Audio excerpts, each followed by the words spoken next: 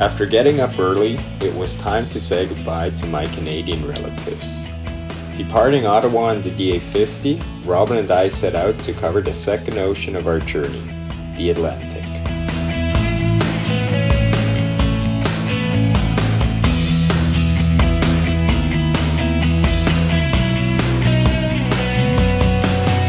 Turning north, the landscape soon begins to change and signs of civilization start to fade.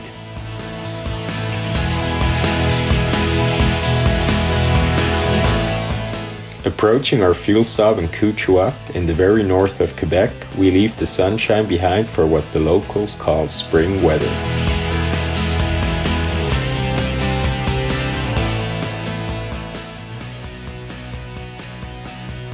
Turnovers in these temperatures pose the additional challenge of keeping GoPros warm and charged. After the friendly welcome by Matt's friend Nick, we jumped into our survival suits before departing to Iqaluit. The route takes us over the Hudson Strait, and for our AFGeek viewers, despite flying directly towards the North Pole, the highest values of magnetic variation of our trip made us follow a magnetic track of approximately 020 degrees, all whilst enjoying our in-flight snack Mieke style.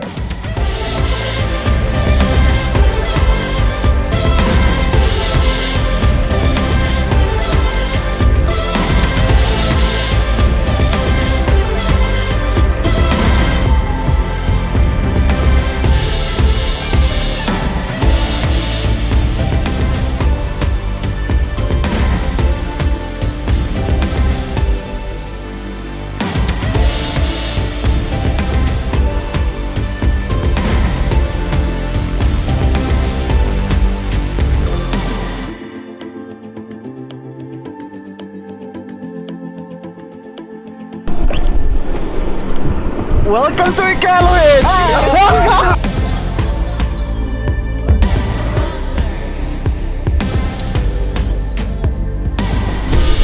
Hallo! Geil! So. We have last seen Mieke over 3 months ago at the diamond factory in Austria. Mieke is currently ferrying a DA62 the opposite direction to Canada, and the three of us enjoy the aurora-filled night skies over Nunavut during our layover.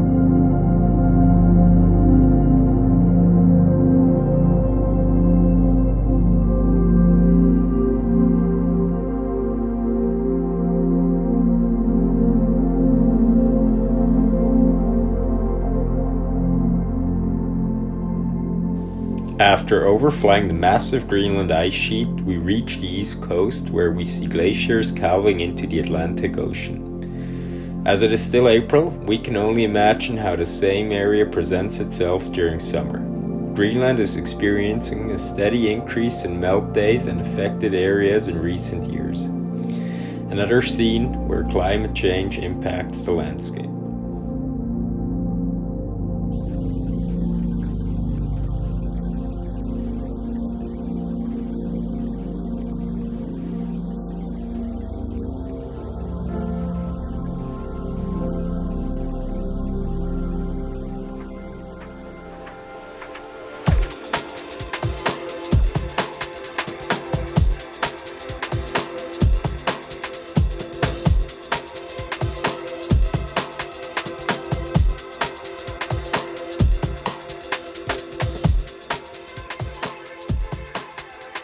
Approaching Reykjavik, we are again humbled to know that someone is waiting to capture our landing.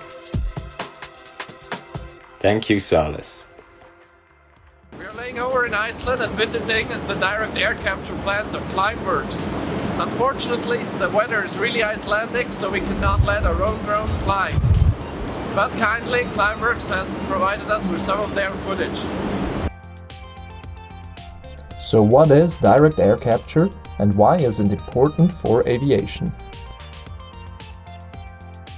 CleanTech's technology draws air into the collectors with these fans. Inside the collector, CO2 is captured on the surface of a highly selective filter material. Once the filter material is full of CO2, the collector closes and is heated to around 100 degrees Celsius. Using the carb fix method, the captured CO2 can then be pumped underground with water, where it mineralizes and is stored permanently. For producing sustainable aviation fuel SAF with synthetic pathways, CO2 is required.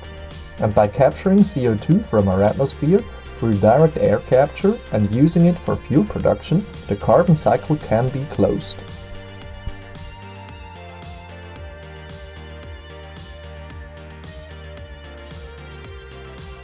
Filling up our Atlantic ferry tank, holding 33 US gallons, we depart Reykjavik bound for Wick, on the very northern tip of Scotland. After experiencing some substantial up and down drafts as we leave Iceland, we spot the Scottish coast after a few hours in the air. The weather on approach made us contemplate if sunglasses are still of much help.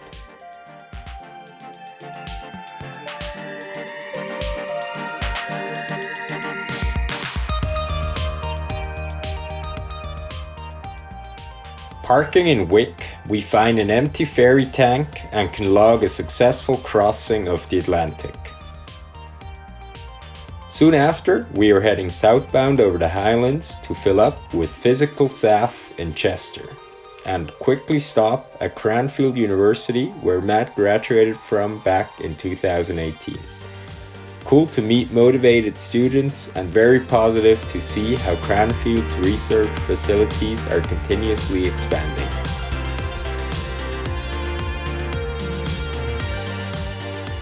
Crossing over the North Sea, we overfly Amsterdam to land at Schiphol, where we again fuel SAF provided by our partner Jet Aviation.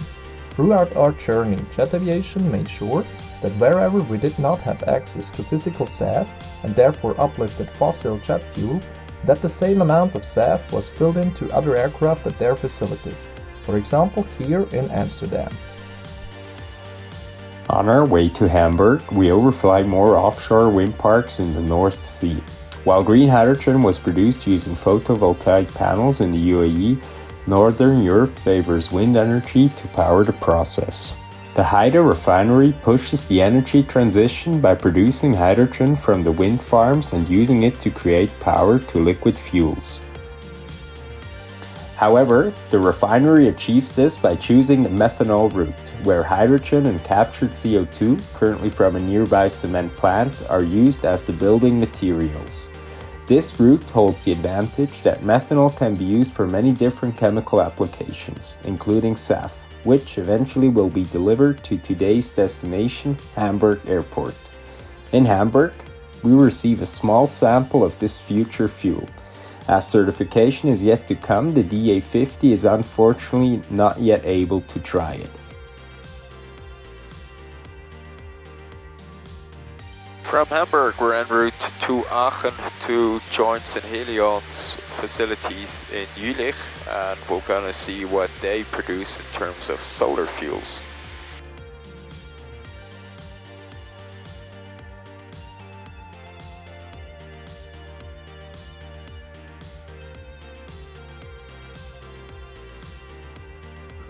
We are here in Jülich at the solar tower by the German Aerospace Center, and we as Synhelion are testing here our technology to produce solar fuels. So we're standing in a field full of mirrors. What's the purpose of them?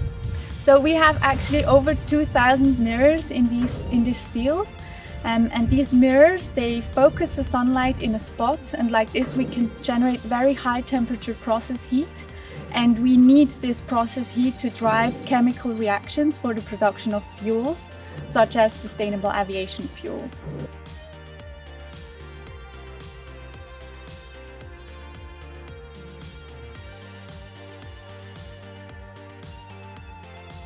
So our receiver stands in the bright spot that you saw earlier at the top of the tower.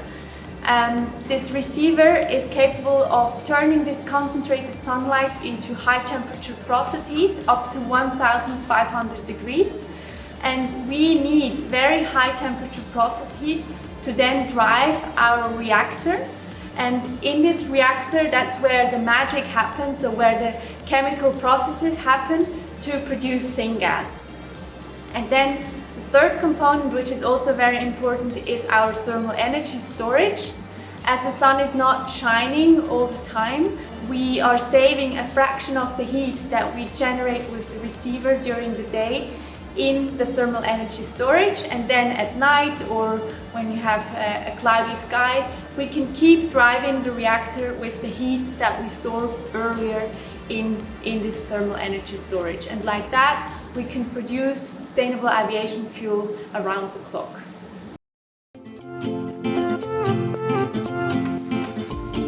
What's the advantage of solar fuels compared to e-fuels? So I would say the big advantage is that we can scale independently because we work in an autonomous system, fully self-sufficient. All the energy that we need, which is solar heat, is produced on site. So we are not dependent on an energy grid, and we are not dependent on other renewable energy sources to be scaled up. It's sunny today, but Germany is not known to be the sunniest of places on our planet. Is there any push from you guys to deploy the technology somewhere else in the world? Yes, that's right. So here in Germany, we're only building test facilities, and we have ideal logistic conditions here to start fuel production as quickly as possible. And then we will implement this technology in more sunnier regions. So the first commercial fuel production plant we are planning will be located in Spain. Hotel Bravo Romeo Tango Tango, wind 0 plus 0 degrees, Harbour North, runway 07 left, clear to land. Runway 07 left, clear to land, and the plant to vacate Papa 16 if that works for you. Arriving at Frankfurt, we receive an interesting insight of what Lufthansa Group is doing to reduce emissions, apart from their push to use SAF, including Synhelion's solar fuels. Christina Förster, member of Lufthansa Group's executive board, and her colleagues show us how modifying the surface of their Boeing 777 jets with the AeroShark foil, replicating the grooves of a shark's skin, can reduce friction drag, or how cleaning their jet engines with their engine wash system helps efficiency, or how replacing diesel-powered pushback tractors with electric ones benefits our environment.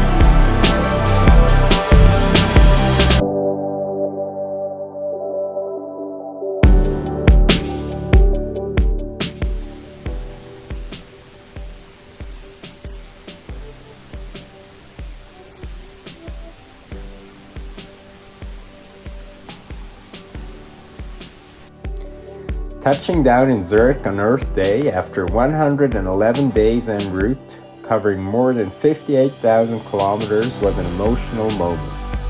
We are grateful for what we were able to experience, and we are convinced that the many sustainable initiatives we visited as well as committed people we've met will continue to push the aviation sector to net zero. Thank you to our team, patrons and partners for making this journey possible. Merci.